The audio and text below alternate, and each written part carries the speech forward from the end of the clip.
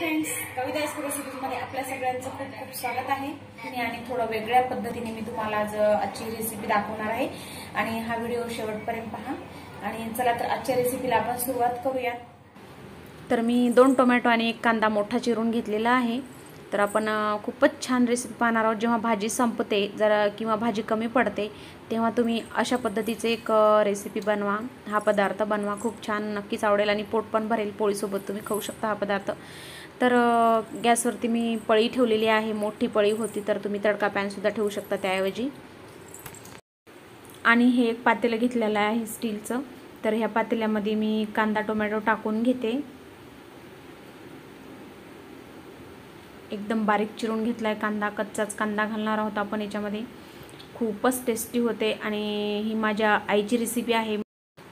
तर जर भाजी कमी पडली तर आपण अशा पद्धतीची रेसिपी बनवू शकतो। अगदी 2 मिनिटात पटापट कांदा आणि टोमॅटो चिरले की लगेच तयार होणारी ही भाजी आहे आणि पोट पण भरेल अशी भाजी आहे, चविष्ट।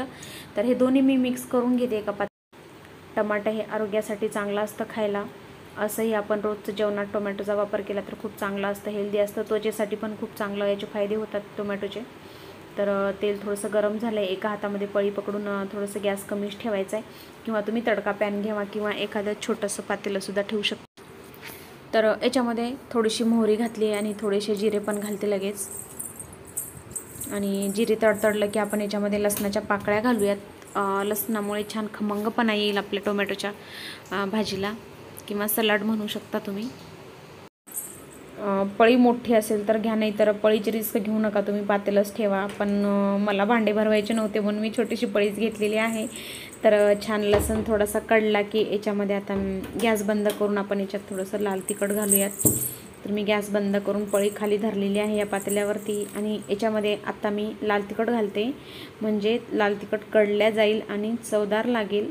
तर असा तडका करून घालायचा, किंवा हा तडका जरी नाही घातला तरी तुम्ही असंच लाल तिखट, मीठ आणि तेल टाकून थोडंसं कोथिंबीर टाकून तुम्ही असंच खालीवर जरी करून खाल्लात तरी खूप छान लागतं। तर कच्चीच कोथिंबीर घातली आहे मी। तर ह्याला छान मिक्स करून घेते। आता चवीनुसार याच्यामध्ये थोडंसं मीठ घालते मी। खूपच चव लागते आणि आपल्याला एखाद्या वेळेस भाजी संपल्यावर कंटाळा पण येतो भाजी बनवायचा, तर तेव्हा तुम्ही अशा पद्धतीची भाजी बनवून तुम्ही खाऊ शकता। आणि आरोग्यासाठी पण टोमॅटो कच्चं चांगलं असतं। हे बघा किती सुंदर दिसत आहे, खायला पण खूप चविष्ट लागते फ्रेंड्स। तुम्ही नक्कीच ट्राय करा आणि ही रेसिपी कशी वाटली ती कमेंट करून सांगा।